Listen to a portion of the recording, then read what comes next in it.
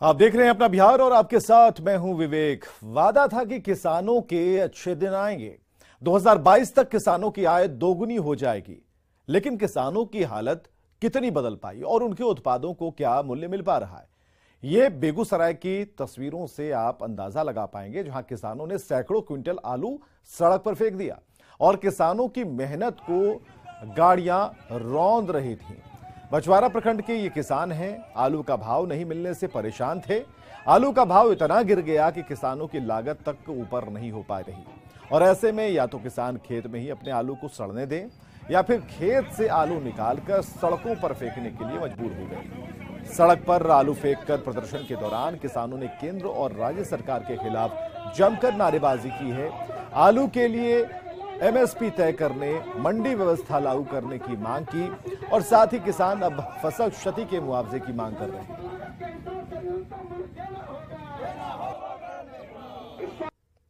यहाँ हजारों हजार एकड़ में किसानों ने आलू की खेती की है।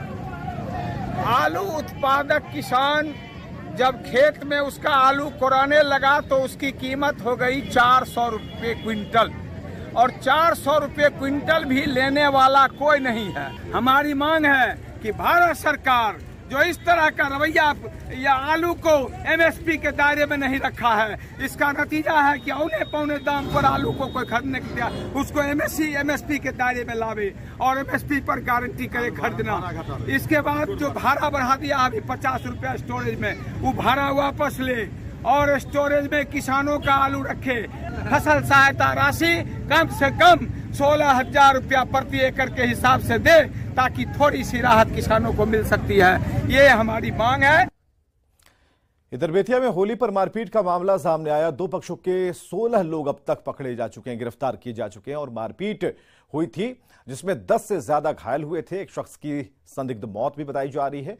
मझौलिया पर दो गुटों के बीच मारपीट की खबर आई। पश्चिमी चंपारण के मझौलिया के माधोपुर शेख टोली में होली के दौरान दो गुट आपस में भिड़ गए और देखते ही देखते शेख टोली रण क्षेत्र में बदल गया। दोनों तरफ से जमकर पत्थरबाजी हुई। बताया जा रहा है कि होली का गीत गाते बजाते हुए लोग जा रहे थे, उसी दौरान रंग अबीर फेंकने को लेकर विवाद हुआ, जिसके बाद पत्थरबाजी शुरू हो गई। स्थानीय मुखिया पति जो राजू चौधरी हैं, उनके मुताबिक कुछ असामाजिक तत्वों के कारण पत्थरबाजी हुई है। पत्थरबाजी में एक शख्स की मौत की खबर है।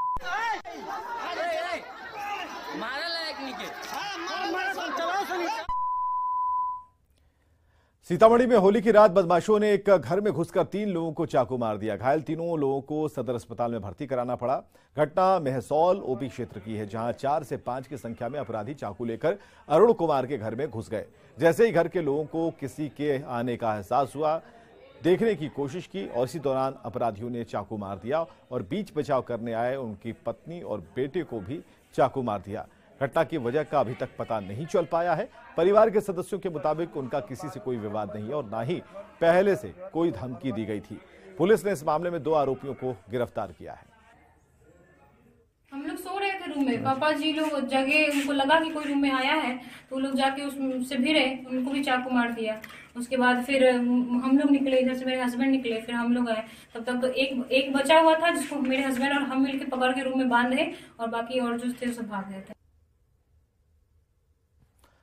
गया से बड़ी खबर आ रही है। तोप का गोला फटने के मामले में बड़ा अपडेट हम आपको बताने जा रहे हैं। भारतीय सेना ने जारी किया है बयान। बुधवार को नहीं हो रही थी फायरिंग की ट्रेनिंग। ये सेना की तरफ से जो बयान जारी किया गया है उसके मुताबिक बुधवार को किसी भी तरह की फायरिंग की ट्रेनिंग नहीं हो रही थी। घर में पहले से तोप का गोला रखने की आशंका जताई जा रही है। स्क्रैप धातु निकाले जाने के दौरान गोला फटने की आशंका है। 5 सदस्यीय उच्च स्तरीय जांच टीम का गठन किया गया है और कल बाराचट्टी के गुलेरवेद में गोला फटने से हुई थी 3 लोगों की मौत। ये बड़ी खबर, बड़ा अपडेट हम आपको बता रहे हैं।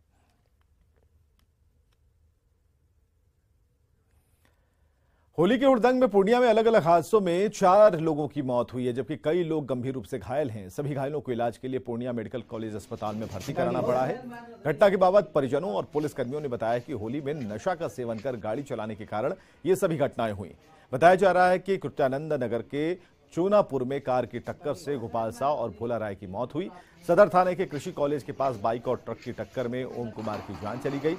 वहीं सरसी थाने के चंपावती में ऑटो पलटने से अर्जुन साह को अपनी जान गंवानी पड़ी। पीछे कार वाला था, नशा में था या हुड़दंगी था, उसी में उसने इस तरह का दुर्घटना किया। यहाँ 4 डेड बॉडी, आज 4 क्या, वहाँ पे हम लोग जो शाम से थे तो सिर्फ उसी तरह का बहुत सारा, तो अभी ऐसा भी है जो कि दुर्घटना में जख्मी है। बहुत तरह का बहुत सारा घटना हुआ है। घटना वो होली के कारण जो धुरंग मचाने के लिए पी खा के ऐसे 4 घटनाएं हुई है। ये एक कस्बा क्षेत्र का है, 2 चूनापुर क्षेत्र का है, एक सरसी बेला चंपावती का है। और अगली खबर है वैशाली से, जहां सदर थाना क्षेत्र में जिला परिषद सदस्य पति की गुंडागर्दी सामने आई है। दरअसल होली के मौके का एक वीडियो सामने आया है, जिसमें पहेतिया वार्ड संख्या 23 के जिला परिषद अनीता देवी का पति चंद्रेश्वर राय हथियार लहराते हुए पुलिस प्रशासन को गाली दे रहा है। जानकारी के मुताबिक समारोह में सैकड़ों लोगों के सामने हथियार लहराने के समय आरोपी चंद्रेश्वर राय नशे की हालत में था। फिलहाल पुलिस इस मामले में केस दर्ज कर जांच में जुटी है। हाँ, वीडियो वायरल हुआ है, उसको हम लोग भी देखे हैं। और जो वीडियो लहरा रहे हैं चंद्रेश्वर राय नाम है, हम लोग उन पर FIR किए हैं और जो भी आगे कार्रवाई हुई की जाएगी। पहले LJPR के चिराग पासवान को Z कैटेगरी, फिर VIP के मुकेश सहनी को Y+ कैटेगरी और फिर RLGD के उपेंद्र कुशवाहा को Y+ कैटेगरी की सुरक्षा। केंद्र सरकार ने विपक्ष के 3 नेताओं को अति उच्च श्रेणी की सुरक्षा देकर बिहार में सियासत को गर्म कर दिया। हालांकि ये सुरक्षा बड़ी बड़ी हस्तियों को सुरक्षा जरूरतों को ध्यान में रखकर दी जाती है, लेकिन बिहार में जिस तरीके से विपक्ष के 3 नेताओं को उच्च श्रेणी की सुरक्षा मिली, उसे लेकर सियासत शुरू हो गई। पहले चिराग पासवान को मिली Z सिक्योरिटी,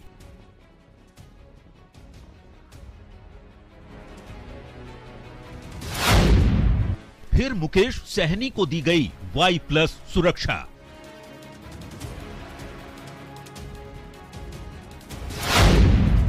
अब उपेंद्र कुशवाहा को भी मिली Y+ सिक्योरिटी।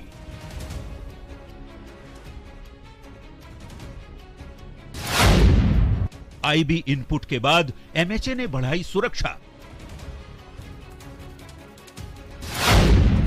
नेताओं की बढ़ी सुरक्षा से सियासी पारा गर्म।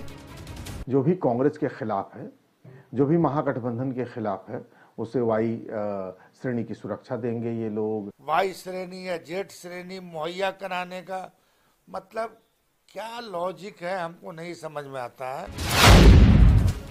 सबसे सुरक्षित विपक्ष के नेता।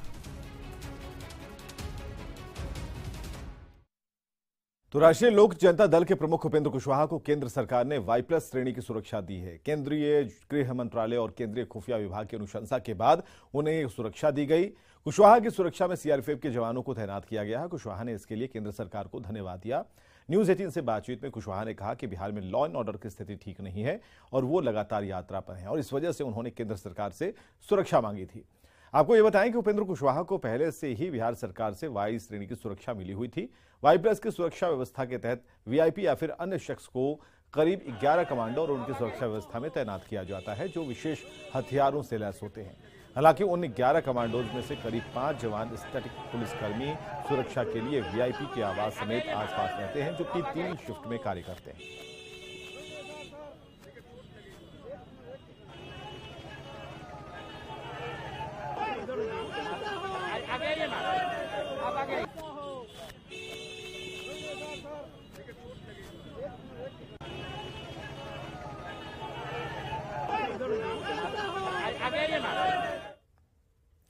उपेंद्र कुशवाहा से पहले चिराग पासवान को Z कैटेगरी की सुरक्षा मिल चुकी है। चिराग के बाद मुकेश सहनी को Y+ कैटेगरी की सुरक्षा दी गई। सवाल यहां यह उठता है कि क्या विपक्ष के इन नेताओं को वाकई सुरक्षा की जरूरत है? जैसे आम धारणा है कि केंद्रीय गृह मंत्रालय, केंद्रीय सुरक्षा एजेंसियों की अनुशंसा पर इन्हें सुरक्षा प्रदान की गई, लेकिन बिहार में महागठबंधन के नेता विपक्ष के इन नेताओं को सुरक्षा दिए जाने पर सवाल खड़े कर रहे हैं।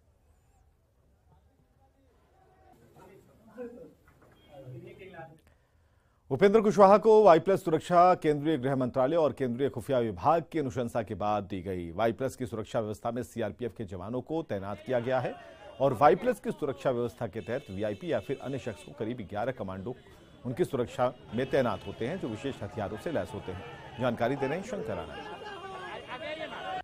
बिहार के बेहद चर्चित नेता उपेंद्र कुशवाहा को मिली है Y+ की सुरक्षा व्यवस्था। दरअसल ये IB के द्वारा एक रिपोर्ट जो है केंद्रीय गृह मंत्रालय को सौंपा गया था, साझा किया गया था, जिसमें कि बताया गया था कि उपेंद्र कुशवाहा पर जानलेवा हमला हो सकता है। और पिछले कुछ समय के दौरान लगातार जिस तरह से उपेंद्र कुशवाहा बिहार के कई ऐसे इलाके में जा रहे थे और कई तरह के जो इनपुट्स जो है लगातार उनके खिलाफ मिल रहे थे, लिहाजा इन तमाम मामलों की गंभीरता को देखते हुए केंद्रीय खुफिया एजेंसी आईबी के द्वारा एक रिपोर्ट तैयार की गई थी और उस रिपोर्ट को केंद्रीय गृह मंत्रालय में भेजा गया था। उसके बाद केंद्रीय गृह मंत्रालय ने इन तमाम मामलों की गंभीरता को देखते हुए Y+ की सुरक्षा व्यवस्था उपेंद्र कुशवाहा को प्रदान करने का निर्देश जारी किया गया है। जो सुरक्षा व्यवस्था होगी वो सीआरपीएफ के कमांडो की होगी। सीआरपीएफ के जवान जो 11 जवान जो हैं वो रहेंगे और Y+ श्रेणी के तहत अंतर्गत जो 11 जवान होंगे वो अलग अलग शिफ्ट में काम करेंगे और जिस तरह से बकायदा जहां जहां खास तौर पर जो बिहार के अंदर में जो उनकी जो सुरक्षा व्यवस्था होगी वो बेहद कड़ी करने का निर्देश जारी किया गया है। और कहा जा सकता है इन तमाम मामलों की गंभीरता को देखते हुए सीआरपीएफ के जो वरिष्ठ अधिकारी हैं वो इस सुरक्षा व्यवस्था को भी मॉनिटर करेंगे। वीडियो जर्नलिस्ट प्रहलाद सिंह के साथ शंकर आनंद, न्यूज 18 दिल्ली। कुशवाहा की सुरक्षा पर सियासत शुरू हो गई। महागठबंधन ने बीजेपी पर निशाना साधा है। फिर किसी को लेने का और उसको आमंत्रित करने का, प्रलोभन देने का और सिक्योरिटी जो है Y श्रेणी या Z श्रेणी मुहैया कराने का, मतलब क्या लॉजिक है हमको नहीं समझ में आता है। और अगर आप मुहैया करा रहे हैं तो आप किसके पैसे पे मुहैया करा रहे हैं?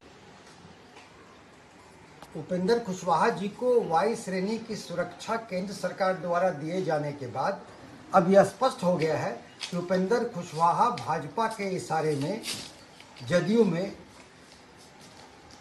तोड़फोड़ की असफल कोशिश कर रहे थे। लेकिन भाजपा को भी यह ज्ञान होना चाहिए कि जितने नेता को वो Y श्रेणी की सुरक्षा दे रहे हैं उन नेताओं ने पूर्व में कैसी कैसी भाषा का भाजपा के खिलाफ प्रयोग किया है और आज भी Y श्रेणी सुरक्षा मिलने के बाद भी कैसी कैसी भाषा का प्रयोग करेंगे, तो उनका लॉयल्टी इंडेक्स बहुत कम है। इसके बाद भी भाजपा उन लोगों का इस्तेमाल कर रही है कि वो लोग भाजपा का इस्तेमाल कर रहे हैं, ये तो वक्त तय करेगा। लेकिन ऐसे अवसरवादी पार्टी के द्वारा अवसरवादी नेताओं का इस्तेमाल लोकतंत्र के लिए क्या इशारा करता है ये हम सब समझ लें और जनता समझ रही है। देखिए, मोदी जी का निजाम है, जो भी कांग्रेस के खिलाफ है, जो भी महागठबंधन के खिलाफ है, उसे Y श्रेणी की सुरक्षा देंगे ये लोग, उसे हो सकता है मंत्रिमंडल में शामिल कर लें ये लोग, उसे इस देश का पूरा धन लूट कर विदेश में भाग जाने की सुविधा दे सकते हैं। ये लोग देते ही रहे हैं। मोदी जी का निजाम है भैया। उपेंद्र कुशवाहा जी तो फिर भी भले आदमी है। और आइए समझते हैं केंद्रीय सुरक्षा की कैटेगरी क्या क्या होती है। केंद्रीय सुरक्षा सबसे ऊंची कैटेगरी एसपीजी की होती है। इसमें कमांडोज की संख्या गोपनीय रखी जाती है। साथ ही कुल सुरक्षा कर्मियों की कुल संख्या भी गोपनीय होती है। निजी सुरक्षा अधिकारी गोपनीय, काफिला गोपनीय खर्च। हम आपको बता रहे हैं कैसे कैसे इसमें सुरक्षाएं दी जाती हैं। एसपीजी कैटेगरी की जो सुरक्षा होती है उसमें अधिकतर जो जानकारियां हैं गोपनीय रखी जाती है। हालांकि खर्च 592 करोड़ सालाना आता है और एसपीजी की सुरक्षा के दायरे में देश के प्रधानमंत्री नरेंद्र मोदी आते हैं। और Z+ कैटेगरी की सुरक्षा में कमांडोज की जो संख्या है वो 10 से अधिक होती है और कुल सुरक्षाकर्मी 55 होते हैं। निजी सुरक्षा अधिकारी के बारे में जानकारी गोपनीय रहती है। 33 लाख प्रति महीने खर्च आता है Z+ सुरक्षा जिन्हें दी जाती है और देश की 40 हस्तियों को ये सुरक्षा प्रदान की गई है। और Z कैटेगरी की सुरक्षा के बारे में हम आपको बताएं कि कमांडोज की संख्या इसमें 4 से 6 होती है। कुल सुरक्षाकर्मी 22 होते हैं। निजी सुरक्षा अधिकारी 3 से ज्यादा होते हैं और 5 से ज्यादा वाहन इसमें चलते हैं। बुलेट प्रूफ वाहन, कम से कम एक वाहन इसमें चलाया जाता है। खर्च आता है 16 लाख प्रति महीने। और Y+ कैटेगरी की सुरक्षा समझिए कि कमांडोज की संख्या 2 से 4 होती है। सुरक्षा कर्मियों की संख्या कुल 11 होती है। निजी सुरक्षा अधिकारी इसमें 3 होते हैं और ये अलग अलग शिफ्ट में काम करते हैं। काफिला 2 से 3 वाहन काफिले में होते हैं। सुरक्षा पर जो खर्च है वो 15 लाख रुपए प्रति महीने आता है। Y कैटेगरी की सुरक्षा समझिए, कमांडोज की संख्या 102, कुल सुरक्षाकर्मी 8, निजी सुरक्षा अधिकारी 2 और एक काफिला जो है उसमें 1 से 2 गाड़ियां होती हैं और 12 लाख प्रति महीने इस पर खर्च आता है। एक्स कैटेगरी की सुरक्षा को समझिए, कमांडोज की संख्या इसमें 0 होती है, यानी नहीं होते हैं। कुल सुरक्षाकर्मी मात्र 2 होते हैं, निजी सुरक्षा अधिकारी भी 2 होते हैं और काफिले में 0 से लेकर 2 गाड़ियां होती हैं। राष्ट्रीय लोक जनता दल के अध्यक्ष उपेंद्र कुशवाहा को केंद्र सरकार की तरफ से Y+ कैटेगरी की सुरक्षा मुहैया कराए जाने पर बिहार बीजेपी अध्यक्ष डॉक्टर संजय जायसवाल ने कहा कि IB की रिपोर्ट के आधार पर सुरक्षा मुहैया कराई जाती है। जहां सुरक्षा को खतरा होता है वहां सिक्योरिटी दी जाती है। यह कोई मुद्दा नहीं है। लोगों ने कभी भी इस बारे में नहीं पूछा कि बिहार में उप मुख्यमंत्री को मुख्यमंत्री के बराबर सुरक्षा क्यों मिली। यह पहला मौका है जहां उप मुख्यमंत्री को मुख्यमंत्री के बराबर सुरक्षा मिली है। के साथ दिक्कत क्या है, बिना किसी इशू के इशू बनाने की उनकी आदत है। हम लोगों ने तो कभी नहीं पूछा कि इतिहास में पहली बार उप मुख्यमंत्री को मुख्यमंत्री के बराबर की सुविधा क्यों दी गई, उनको भी जेड सिक्योरिटी क्यों दी गई, हमने तो कभी नहीं पूछा। IB अपना तय करते हैं सिक्योरिटी एजेंसी, और उसमें कोई भी सिक्योरिटी एजेंसी कुछ भी तय करती है तो राज्य सरकार के भी सिक्योरिटी से पूछती है। लेकिन ये चीजें जनता में तो डिस्कस होती नहीं है। कोई भी बड़ा नेता अगर सड़क पे अकेले जा रहा है तो जाहिर बात है उस पर खतरे का परसेप्शन ज्यादा बढ़ता है। नागालैंड में जेडीयू के इकलौते विधायक ने बीजेपी NDPP गठबंधन की सरकार को समर्थन देने का ऐलान कर दिया है। पार्टी ने इसे अनुशासनहीनता बताते हुए नागालैंड यूनिट को भंग कर दिया। इस पर बीजेपी ने जेडीयू पर चुटकी ली। लेकिन खबरें सामने आ रही है कि हमारे जीते हुए विधायक ने भाजपा को समर्थन देने का ऐलान किया है, जो पार्टी की नीतियों के खिलाफ है। इस बाबत राष्ट्रीय नेतृत्व ने यह फैसला लिया है कि नागालैंड की प्रदेश इकाई को भंग किया जाता है। आदरणीय नीतीश कुमार जी ने बिहार में महागठबंधन का स्वरूप तैयार किया है और देश में कैसे विपक्षी एकजुटता कैसे सुनिश्चित हो, इसके लिए प्रयासरत हैं।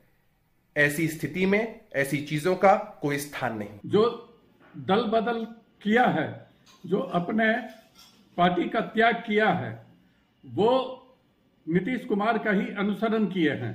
नीतीश कुमार तो अपने कुर्सी के लिए नीतियों को त्याग कर दल बदल करते हैं, लेकिन नागालैंड के जो विधायक हैं वो अपने कुर्सी के लिए नहीं बल्कि वहां की जनता के हित के लिए त्याग किए हैं।